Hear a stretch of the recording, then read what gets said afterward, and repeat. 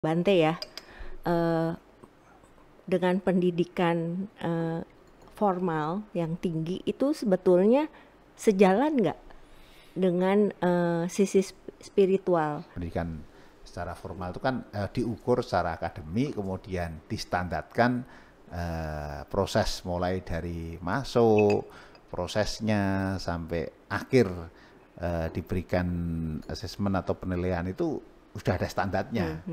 Ada standarnya. Tapi kalau spiritualitas kan tidak hanya diukur dari situ.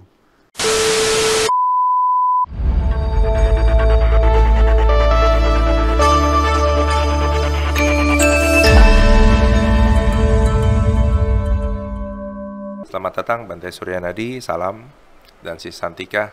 Ya, apa kabar? Baik, terima Bante, kasih. sehat-sehat Bante? Sehat, selalu. Selalu sehat ya. Karena saya lihat Bante keliling-keliling terus nih. Ada di Pulau Sumatera, bisa di keliling Jawa, dan sekarang tiba di Jakarta. Iya.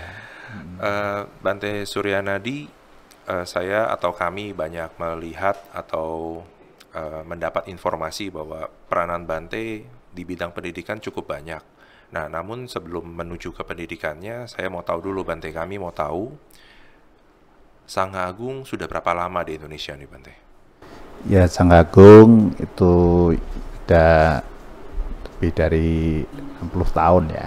60 tahun ya? Nah, jadi artinya bahwa perjalanan dari awal, namun ketika kita ketahui bersama bahwa kami di Sangha Agung ini ya baru 37 tahun.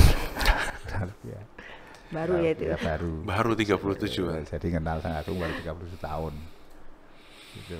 Nah, sekarang kiprahnya itu Sangha Agung sebetulnya apa saja sih Bante? Maksudnya peranan Sangga secara umum dulu, nanti mungkin baru secara khusus di Sangha Agung ya Bante? Secara umum Sangha itu kan kalau zaman Bante Sukong itu adalah tempat di mana kita itu melatih diri. Tapi ketika kita bicara melatih diri, itu kan tidak sekedar hanya melatih diri untuk diri kita sendiri ya. Ya. Karena ketika kita melatih diri dan kita berada dalam komunitas, kan suka atau tidak suka, kita pasti akan terkait dengan umat ya, utamanya umat Buddha Indonesia. Itu yang menjadi mendasar. Sehingga di samping tempat untuk melatih diri juga bagaimana Sangha itu bisa memberikan kontribusi bagi perkembangan Dharma, utamanya bagi umat lah ya, umat Buddha. Dan tentu saja ketika kita bicara pelayanan kepada umat itu kan segmennya luas ya, luas. Jadi umat yang itu berbagai macam karakter yang dimiliki umat. Ada yang sekedarnya senang ketika bertemu Bante, dikunjungi. Ada yang mulai senang mendengarkan informasi yang disampaikan para Bante. Artinya mulai banyak mengalami perubahan-perubahan. Pada awalnya ketika dikunjungi gitu aja udah senangnya bukan main. Karena memang pada masa awal-awal perkembangan agama Buddha Indonesia setelah Indonesia merdeka ini kan jumlah anggota Sangha itu tidak sebanyak yang kita seperti lihat saat ini. Saat ini menurut saya ya perkembangannya sangat baik, utama anggota ya, karena bertambah. Kalau pada awal-awalnya kami itu ya termasuk paling muda, sekarang ya sudah tua. Paling tua senior kan? Sudah senior Bante. Gitu. Nah, kalau secara tadi khususnya Sagin itu, apakah sekarang lebih mengarah kepada umat saja? Karena kan biasa kita mengenal bahwa umat hanya tahu anggota Sangga hanya untuk ritual. Pada awal perkembangan kita mengikuti perkembangan agama Buddha khususnya di daerah-daerah ya ada yang memang sebatas itu ya. Tapi sejalan dengan perubahan dan tentu permasalahan-permasalahan yang kita hadapi semakin kompleks, umat mulai kritis ya. Kritis apalagi saat sekarang ini kan umat ibaratnya mau belajar apa saja bisa. Tapi kadang-kadang kalau hanya membaca literasi itu kadang-kadang kurang mantep gitu. Kalau dengarkan misalnya ada anggota Sangha yang menyampaikan sesuatu itu rasanya berbeda. Tapi ada sisi lain bahwa ada yang sudah mulai kritis, lebih maju lagi bagaimana belajar yang lebih mendalam. Tapi kalau saya perhatikan dan kembali kepada pilihan hidup ya, kalau berumah tangga itu ya mesti kembali ke pilihan berumah tangga ya. dan kemudian ikut-ikut para bantainya. Karena kadang-kadang kan melihat sosok figur, kemudian kita mengikuti pola dan kemudian apa yang disampaikan diikuti semua. Padahal itu banyak sebenarnya dikonstruksikan untuk para biku. Tapi ketika umat ikut-ikut model para biku, jadinya kan malah apa namanya? Kurang tepat ya. Ya kurang tepat karena kan pilihannya memang perumah tangga, sehingga harus pilihan itu menjadi konsekuensi ya pilih perumah tangga itu yang penting. Karena ketika kita apa namanya terlalu jauh, sehingga komitmen kita sebagai pilihan itu adalah bagaimana kita maju ya, maju baik secara fisik maupun batin bagi perumah tangga utamanya. Utamanya terkait dengan fisik adalah bagaimana sukses secara materi ya, kemudian sukses secara batin. Karena kalau mau batinnya dulu baru materi itu sulit biasanya. Materi dulu, ketika mereka sudah maju secara materi biasanya mudah untuk belajar lebih lanjut ke batin. Tapi bagi perumah tangga ya harus sukses itu. Dan umat Buddha itu harapannya harus kaya, baik kaya materi maupun kaya batin. Gitu. Nah, kaya batin bukan berarti kemudian ngikuti pola yang dipilih oleh Babajita. Karena nanti kalau ibaratnya apa ya, orang itu seperti saluran listrik gitu ya. Saluran 110 tiba-tiba dialiri 220 kan jadi banyak putus. Dalam arti beda volt ampere-nya ya. Ya, itu. Nah, untuk itu ya pilihan itulah sesuai dengan pilihan, dan disitulah kita berkarya sesuai dengan pilihannya. Walaupun misalnya para perumah tangga ingin mendedikasikan diri membantu perkembangan agama Buddha ya sesuai dengan pilihan. Sesuai dengan pilihan itu akan sangat bagus. Itu memang ya sekarang ini banyak sih orang yang ingin berbagi apapun, tapi kadang-kadang melupakan tanggung jawabnya. Nah, tanggung jawab atas pilihan itu penting.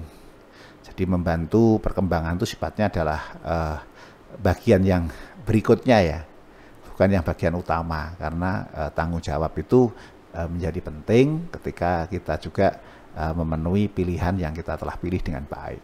Gitu sih. Menarik Bante. Nah ini yang mungkin jarang orang tahu nih Bante. Kalau secara titel pendidikan Bante, titelnya apa saja? Wah, kalau titel saya menempuh pendidikan itu ada beberapa jalur ya. Satu jalur konseling, yang kedua jalur pendidikan agama Buddha, yang ketiga jalur manajemen. Jadi ada 3 jalur yang saya lalui.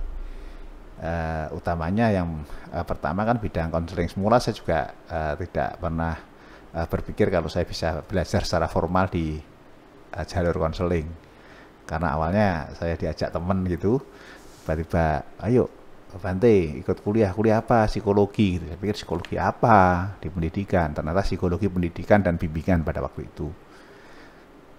Kami menekuni ternyata asik juga, karena banyak juga di Buddhis ini bicara soal masalah konseling. Jadi waktu belajar secara akademik itu buat saya jadi tidak terlalu sulit ya, karena sudah ada hal-hal yang kita lakukan tapi tidak sesistematis secara keilmuan. Kekinian, belum kekinian maksudnya Bante. Maksudnya bukan. yang disesuaikan dengan masa kini gitu. Iya. Jadi justru kalau ketika kita bicara ilmu barat gitu kan, psikologi konseling itu terkait bagaimana memecahkan suatu persoalan. Tapi di Buddhis sudah banyak tool-tool yang sering kita lakukan, tapi tidak tahu bahwa itu sebenarnya adalah problem solving. Itu adalah belum konseling. terdokumentasi. Ya, terdokumentasi, tetapi nama itu loh, nama yang padanan ketika kita bicara itu yang jarang. Sehingga waktu kita belajar ya asik-asik saja ya, karena kalau belajar kan kalau seneng kan apa aja ya bisa kita pelajari. Itu sih. Nah, itu akan membawa satu pandangan tersendiri gak Bante? Misalnya kalau Sangga mempunyai titel dengan pendidikan yang lebih berlanjut gitu, mungkin S1, S2, S3, atau bisa menjadi seorang profesor Bante. Kalau saya tidak melihat itu ya, Ya. tapi saya melihatnya bahwa ketika kita punya pengalaman secara akademi, ketika kita bisa berbagi bersama teman-teman yang memiliki level pendidikan yang sama, sekurang-kurangnya punya cara berpikir yang mudah connect. Artinya bahwa pendidikan ini kan sebenarnya membuat kita bagaimana cara pandang kita berubah. Karena kalau kita melihat bahwa apakah masih hafal sih yang dipelajari dulu, belum tentu hafal. Tapi cara pandangnya itu yang berubah. Jadi waktu awal-awal kami semula juga gitu, wah nggak usah lah, ngapain jadi anggota sangga kok, belajar, kuliah. Ternyata umat Buddha itu tuntutannya gampang-gampang susah di Indonesia itu. Kalau jadi biku tidak bisa apa-apa, ya biku kok nggak bisa apa-apa. Serba salah. Nah, itu. Kalau biku belajar sekolah, ngapain sih biku kok sekolah gitu. Jadi serba sulit. Padahal sementara perkembangan gini kan susah ya, karena perkembangan gini kan begitu cepat dan maju. Ketika kita nggak bisa mengikuti kan, ketika komunikasi dengan masyarakat kan nggak bisa ya. Misalnya umat ngomong soal, misalnya saya sekarang dagang rugi lah, kita nggak ngerti. Kan seperti kita steril.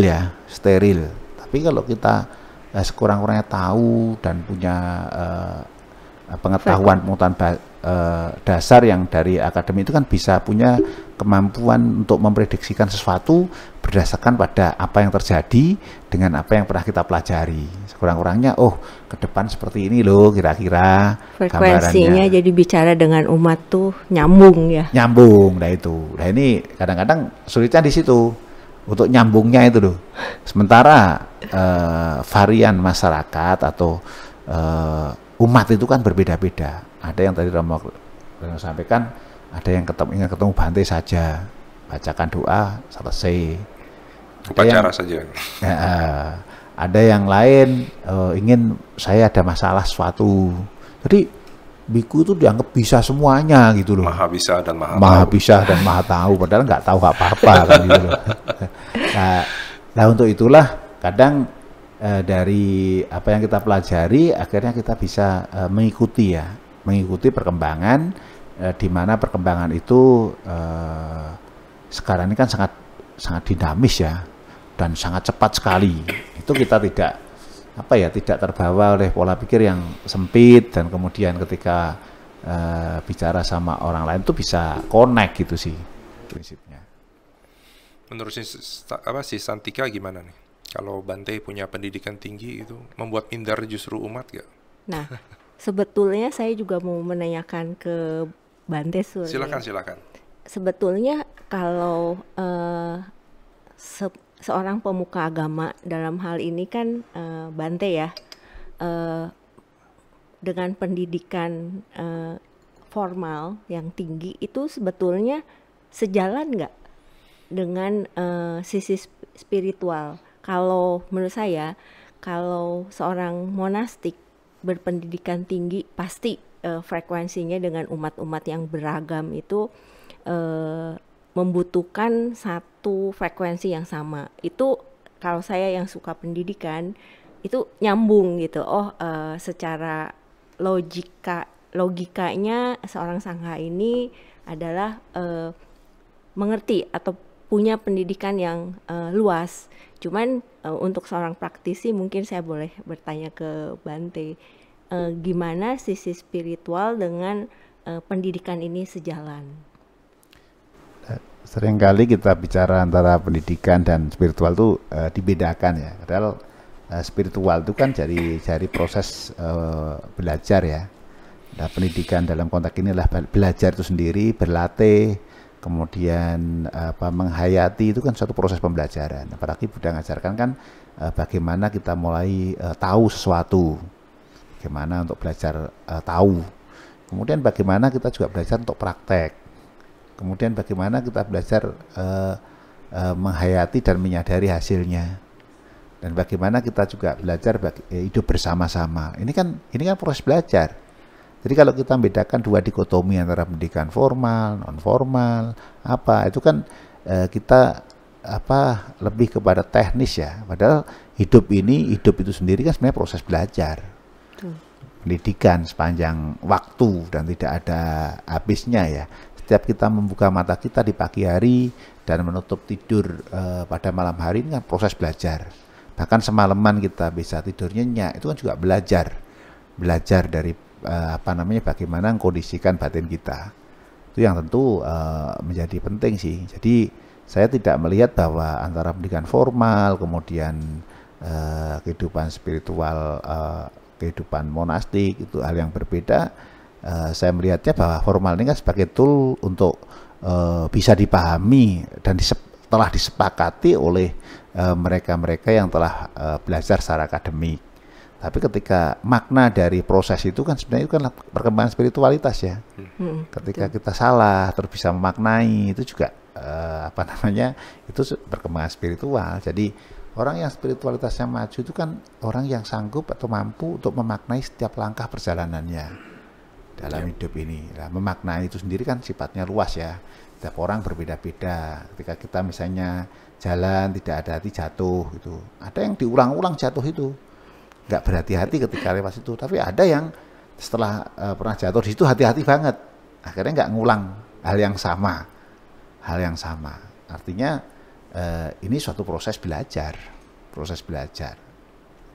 Hanya kalau pendidikan secara formal itu kan diukur secara akademik, kemudian distandarkan proses mulai dari masuk, prosesnya sampai akhir diberikan asesmen atau penilaian itu sudah ada standarnya.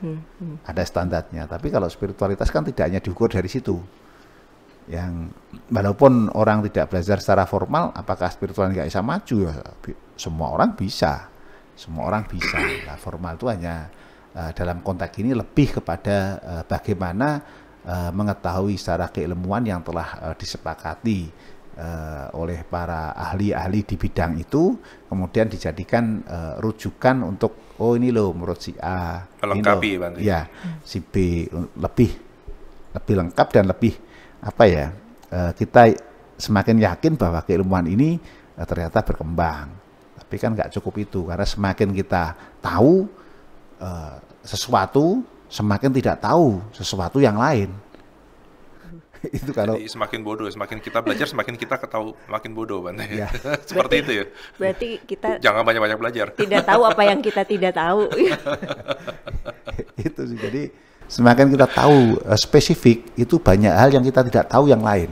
Artinya kita tidak bisa mengatakan bahwa kalau kita berikan formal A, magister atau doktor itu hebat semuanya, enggak. Ya hebat di bidang itu yang ditekuni dan dipelajari sesuai dengan disiplin ilmu yang dipilih. Di situ, sehingga nggak bisa semuanya itu bisa, enggak. Bahkan maka kita kenapa terus belajar, karena yang kita tahu itu sedikit, sehingga setiap kali langkah perjalanan yang kita dengar, yang kita temui itu sebagai proses belajar. Ya, itu sih.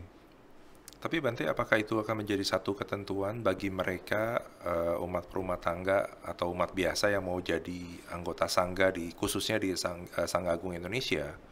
Ada level pendidikan tertentu yang harus dicapai, dan kalau mereka sudah masuk, mereka juga harus turut belajar lagi gitu di pendidikan formal. Kalau di Sangga Agung tidak ada keharusan semacam itu.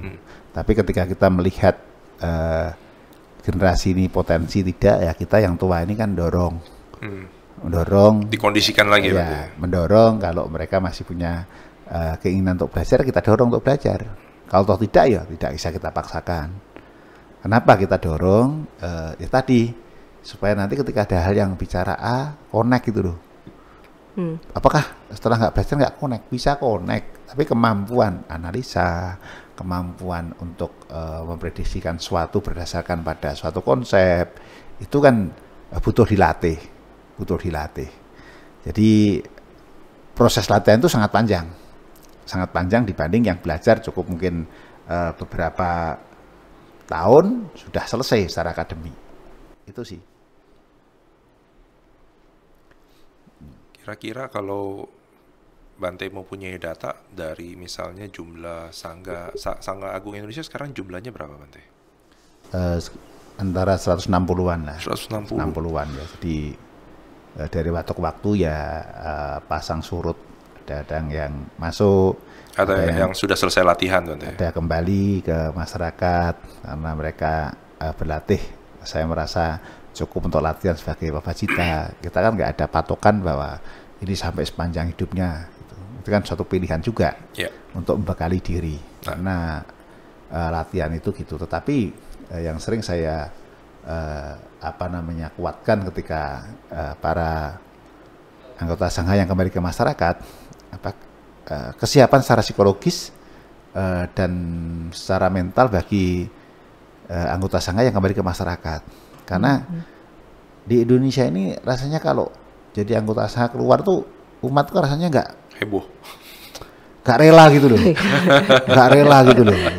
Aduh sayang ya. Nah, padahal kan ini realita bahwa orang belajar berlatih itu tidak dipatok sepanjang waktu. Dia punya pilihan. Nah ini yang tentu menjadi motivasi bagi khususnya orang tua dan anak-anak yang berlatih.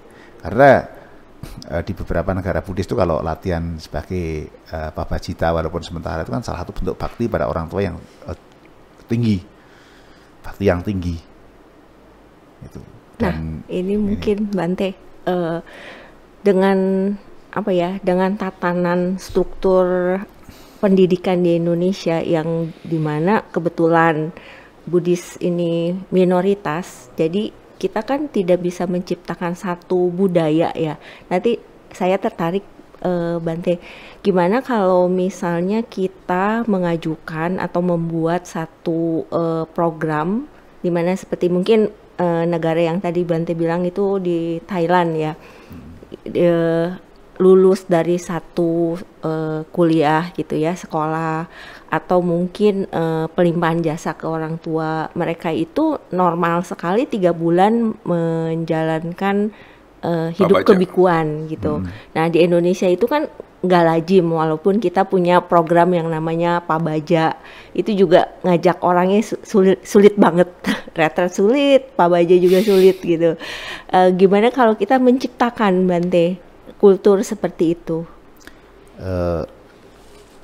Pada awalnya ketika kegiatan Pabaja Samanera sementara itu kita kembangkan, malah yang pertama di tahun 89 ya, 89 di Bulga 90, 91, kemudian ke kampus Boyolali itu sampai cukup lama di sana.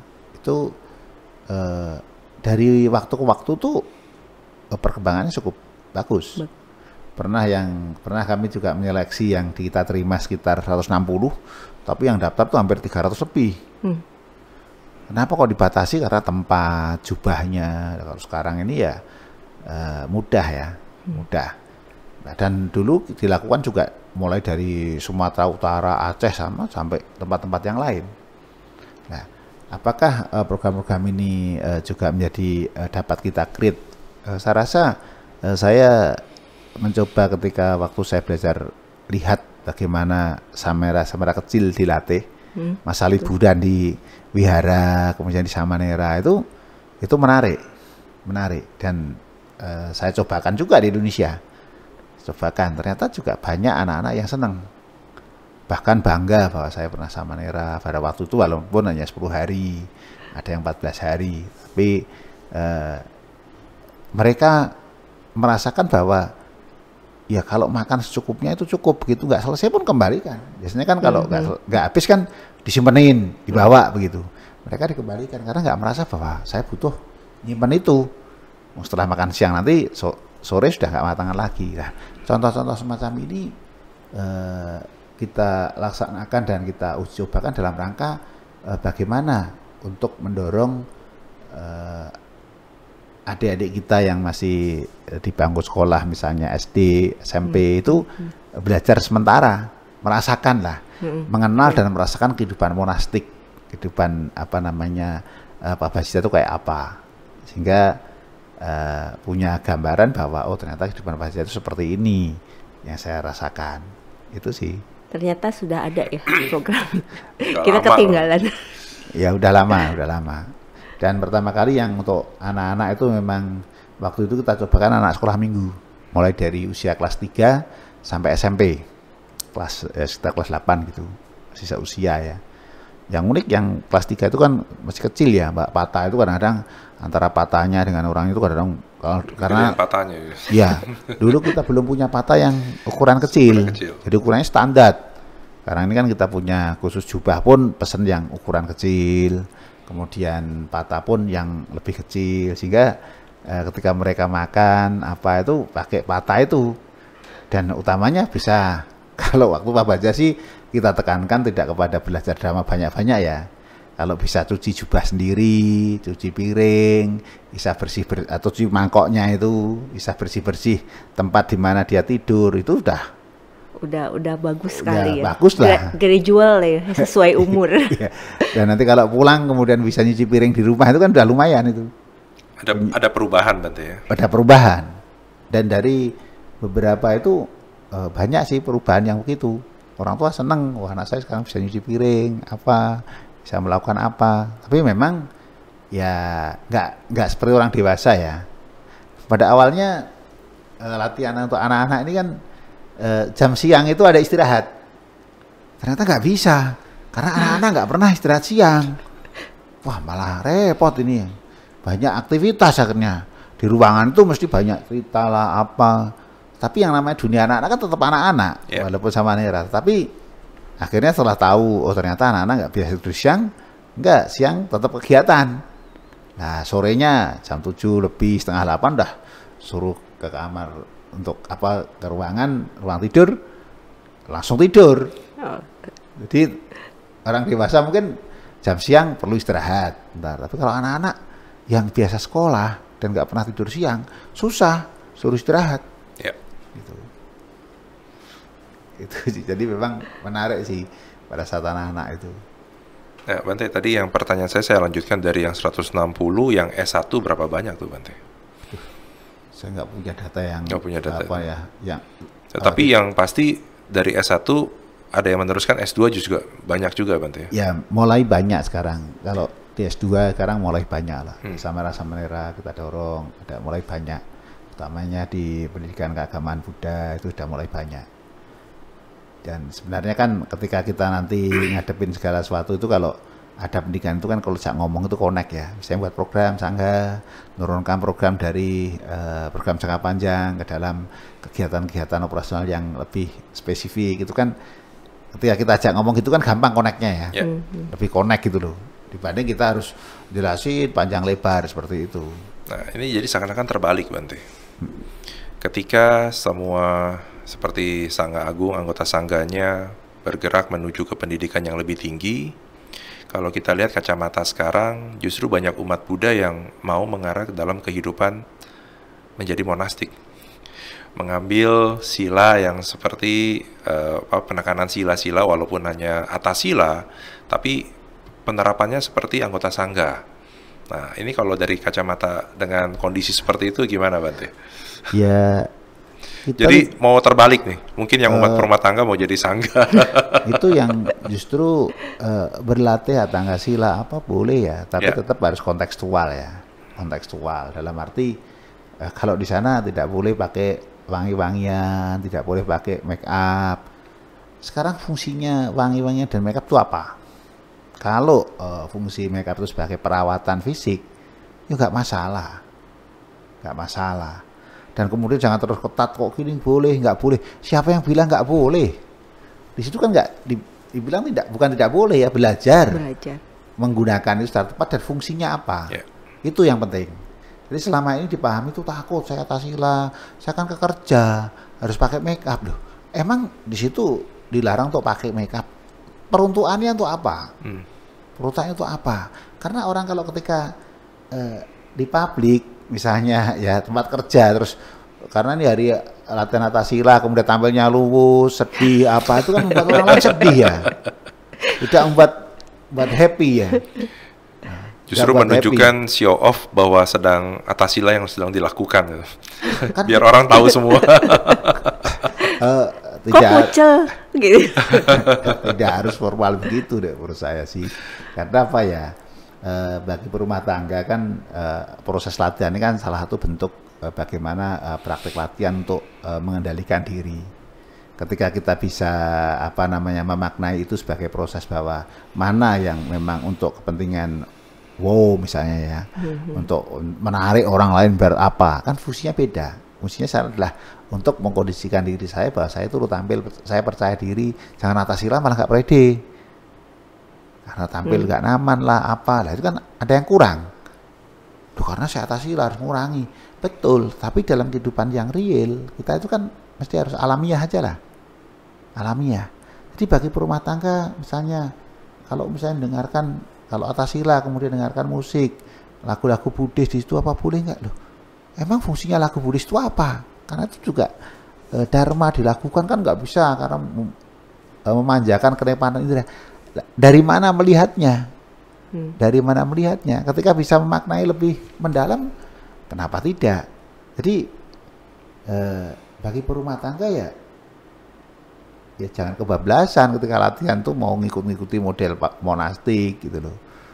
Yang harus begini, begitu, yang apa itu tentu menjadi penting buat kita karena kita di lapangan ya kerja ya. Kemudian apalagi kalau orang kalau misalnya wanita misalnya yang karena kalau nggak pakai itu mukanya bisa ada masalah. Nah, ini kan berarti kan fungsi make up inilah fungsi untuk perawatan ya. Perawatan, bukan fungsi untuk menarik orang lain. Gitu. Tapi menarik itu ya bagus karena membuat orang perhatian dan ketika kita bisa senyum, bisa happy kan membuat orang berbuat baik ya, karena membuat batinnya tenang gitu loh. Kadang-kadang orang udah kan nggak ngajarkan supaya cantik apa loh, kenapa enggak? Kalau kita bisa cakep, cantik, orang lihat tertarik, kemudian cakep ya, cantik ya, mereka happy.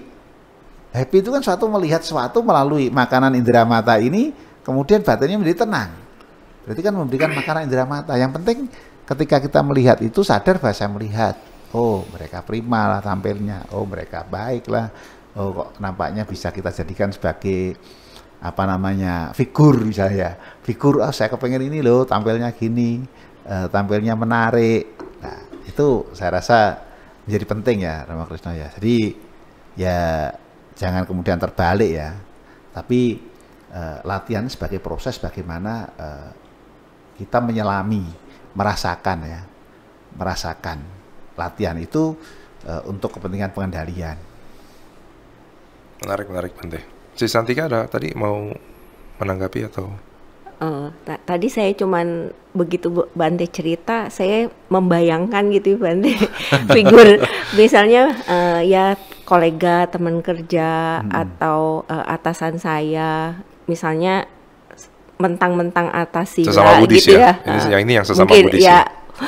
Sama Buddhis lah ceritanya. Misalnya dengan make up tipis gitu ya, walaupun dia sedang atas sila make up tipis, terus kita berdekatan wangi gitu ya, itu memang banyak sekali sih Bante di antara teman-teman saya juga kalau lagi atas sila tuh kayaknya semua nggak boleh gitu, sampai make up apapun jadi aneh gitu. Jadi kita umat awam ngelihatnya kok aneh ya seperti itu. Jadi kalau tapi dari tuturan Bante ya silahkan aja walau dalam batas normal kali ya Bante ya. Ya, tapi ya, betul. Memang dalam batas normal ya ketika kita seharian seperti itu di kantor dan itu kan satu tampilan yang biasa ya. Bukan lain kalau misalnya kayak tampil mau seperti orang menari gitu atau kerja itu kan beda ya. Ya betul. Fungsinya beda gitu loh. Karena punya daya tarik lah apalah. Tapi kalau dalam konteks ini ya kita yang wajar-wajar aja lah sebagai rumah tangga ya latihan seperti apa adanya. Ketika bekerja ya seperti itu ya tampil begitulah. Gitu. Jadi tetap prima gitu. Dan kemudian latihan itu kemudian kita jangan hanya melihat dari sisi luarnya saja. Tapi apa sih maknanya dari menggunakan itu, kemudian kegunaan dari apa yang digunakan, sehingga kita tidak kita hidup alamiah gitu loh, alamiah bahwa ini loh kebutuhan diri saya sehari-harinya, bukan fungsi untuk fungsi yang lain, tapi sebenarnya fungsi untuk menjaga kebugaran tubuh saya, merawat wajah saya. Itu yang alami aja lah. Yang alami itu lebih lebih soft, kemudian tidak aneh nampaknya. Nah kalau aneh itu kan jadi itu loh ada bermacam-macam orang ada yang memprediksikan bergaya baru bisa atasi aja seperti itu. Lah akhirnya membuat orang berpikiran yang berbeda gitu loh. Tapi kalau sama aja tampilnya orang melihat bahwa sedang atasila, tapi menunjukkan bahwa hal yang alami yang dilakukan karena hari-hari tampilnya begitu gitu loh. Kalau aneh kan jadi bahan pembicaraan ya. Itu yang menurut saya bahwa melakukan interpretasi terhadap teks ke dalam konteks kekinian dan kebutuhan kemudian kealamiahan yang perlu kita hayati bersama. Nah, saya tertarik dengan tadi yang Bante uraikan bahwa umat Buddha itu harus kaya. Nah, tapi kan kalau kita tarik untuk supaya tadi kita terkait dengan pendidikan di Sangha Agung Indonesia, nah ini umat ini bagaimana Bante kalau supaya menarik bahwa mereka itu memang perlu pendidikan yang tinggi? Ya. Mungkin sebagai modal mereka.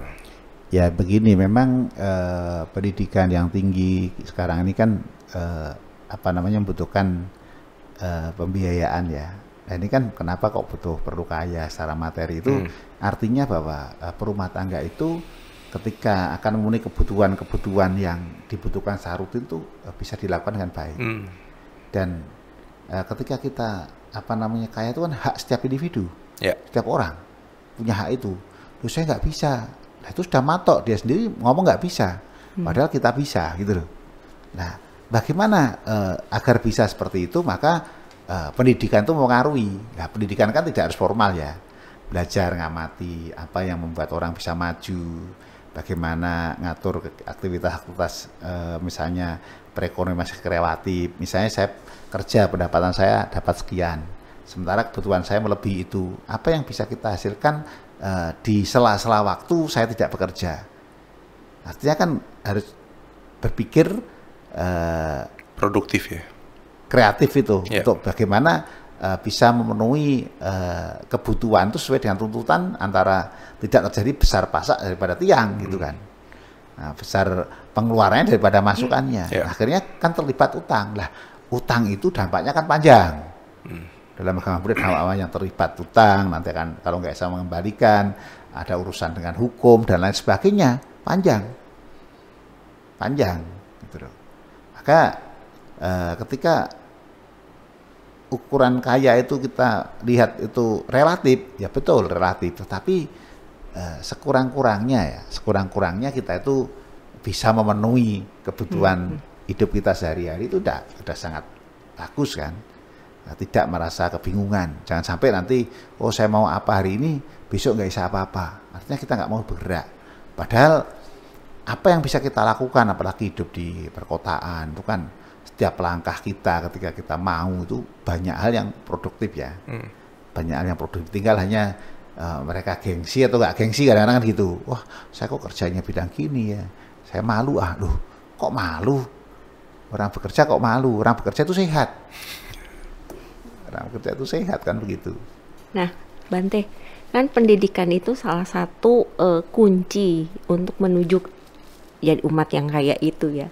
Cuman untuk jenis itu ya Bante, jadi di daerah-daerah yang mungkin jauh dari Jakarta gitu, banyak sekali anak-anak yang membutuhkan beasiswa. Cuman mungkin penataan saat ini donasi segala macam itu kan hanya diatur oleh mungkin ya wihara masing-masing sehingga jangkauannya tuh lebih kecil. Kemudian juga hanya hari-hari besar tertentu umat Buddhis yang berlomba-lomba untuk berdana. Jadi pada saat untuk pendidikan mungkin dibandingkan masih dengan sedikit ya. Nah itu bagaimana peran Bante sebagai pemuka agama untuk mengedukasi masyarakat? Ya tentu ketika kita melihat bahwa masyarakat yang berminat belajar, kemudian apa namanya untuk melanjutkan pendidikan lebih lanjut, lebih tinggi, ya kami sebagai anggota sangga juga dorong dan untuk melakukan fund-fund yang terkait dengan apa namanya untuk membantu mereka beasiswa ya. Dalam hal ini kenapa kok beasiswa nggak gratis saja? Kalau kesan gratis itu kan kadang-kadang orang tuh nggak menghargai ya. Ya, Value-nya betul. dianggap nggak ada juga kan. Kalau gratis-gratis. Nggak ada apa-apa gitu loh. Iya. Jadi membangun image supaya tidak terkesan seperti itu dan kita punya semangat kan salah satunya dengan cara fund untuk membantu beasiswa mereka yang kurang mampu. Bisa dilakukan dengan beasiswa, beasiswa perkuliahan atau sekolahnya, hidupnya orang tua ikut berperan kalau memang memungkinkan. Nah di sini menjadi penting ya supaya tidak terjadi bahwa umat Buddha itu saya itu mau beasiswa apa semua kebutuhan saya di cover semua, kan nggak bisa gitu. Sehingga peran orang tua ketika masih memiliki potensi untuk membesarkan mereka itu kan juga ikut berperan. Kalau toh memang tidak ya mau tidak mau ya kita apa namanya kita dorong ya. Ya kami utamanya di lembaga pendidikan formal ya. Yang saya lakukan tuh ya mulai dari fund bagaimana cara apa namanya ngelola anak-anak, kemudian mereka mendapatkan bantuan beasiswa apa itu kan kita juga melakukan sehingga ketika umat-umat yang ingin berpartisipasi dalam meningkatkan kualitas apa namanya umat Buddha, utamanya sumber dayanya ya kita dorong melalui aktivitas-aktivitas seperti ini. Jadi memang awalnya ketika kita mendirikan lembaga pendidikan itu ya bingung bagaimana ngelolanya. Tapi setelah ketemu pola-polanya dan bagaimana nanti bisa bertahan dan berlangsung, nah disinilah mulai kita ketuk hati umat Buddha untuk ikut berperan. Nah ini kan butuhkan, kalau materi seperti ini kan butuhkan yang lebih ya. Nggak bisa kalau orang pas-pasan pun dikorbankan untuk bantu, sementara dirinya sendiri tidak bisa makan misalnya. Ini kan tidak melakukan membantu orang lain berbelas kasih, tapi nggak punya pertimbangan. Maka ketika kita mendengar istilah ada belas kasih itu selalu sandingannya kan kebijaksanaan ya. Ya, betul. Itu supaya kita tidak mengorbankan diri sendiri untuk orang lain, tapi kita sendiri nggak kita nggak bisa maju.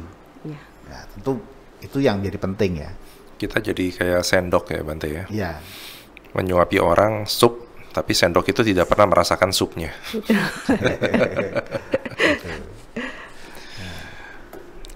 Menarik Bante.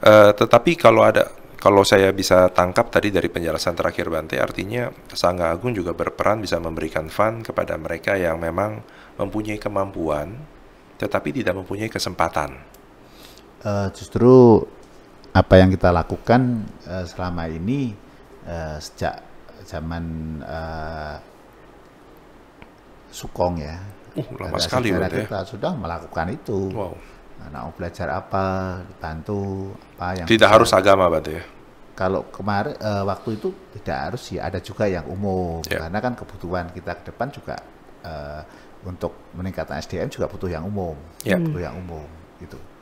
Nah, sampai sekarang pun kami pun kalau di lembaga pendidikan, terutama pendidikan tinggi ya, kita juga melakukan fund misalnya untuk belajar lebih lanjut misalnya dari S2 yang mau S3 ini kan nggak mungkin satu rumpun, harus rumpun yang berbeda sehingga ketika nanti di kampus itu bisa cover berbagai soft skill dan keterampilan yang dibutuhkan oleh para mahasiswa.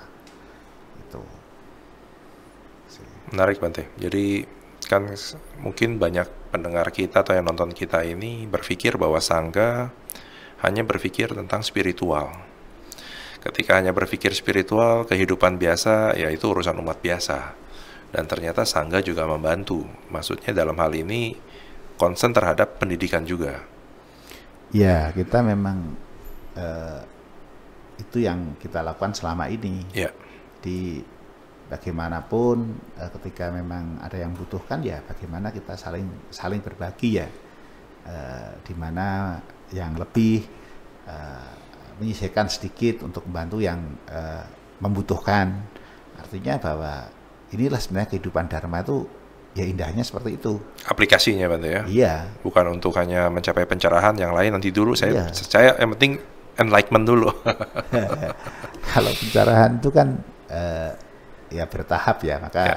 kalau Buddha ngajarkan kan belajar ajaran Buddha secara bertahap. Nah, secara bertahap itu maksudnya bahwa kita tidak bisa lompat gitu, langsung mencapai lebih maju seperti itu, tidak begitu. Gitu. Tahapan-tahapan. Nah, tahapan-tahapan ini kan prosesnya secara smooth ya, tidak tiba-tiba lompat begitu. Lompat kan bisa jatuh. Pilihannya cuma 0 atau 1 Bante, sukses atau tidak sukses kalau langsung lompat begitu kan. Bukan secara gradually seperti yang si Santika katakan itu. Iya betul itu. Ya, menarik Bante. Si Santika ada lagi? Cukup. Waduh. Terima kasih Bante untuk diskusi hari ini, dan kami bisa menarik satu hal yang cukup menarik, bahwa kehidupan Pabajita bukan hanya untuk diri sendiri, tapi ternyata juga memikirkan kami juga nih, dan sehingga kami juga harus tentunya tidak menyia-nyiakan kesempatan ini juga. Yang balik lagi, kalau kita diskusi tentang pendidikan, ya pihak Garawasa ya seperti kami memang harus concern terhadap pendidikan, bahwa pendidikan ini adalah salah satu cara untuk mencapai kebijaksanaan juga, seperti yang Bante sampaikan. Ya. Baik Bante, terima kasih atas waktunya. Lain kesempatan kami mohon kesediaan Bante jika diundang kembali. Karena apa yang kita diskusikan, kami berharap ini bisa membawa satu lampu pencerahan yang nantinya akan membawa kebijaksanaan yang seperti Bante sampaikan. Ya. Terima kasih. Terima kasih. Terima kasih. Terima kasih semuanya. Sadu.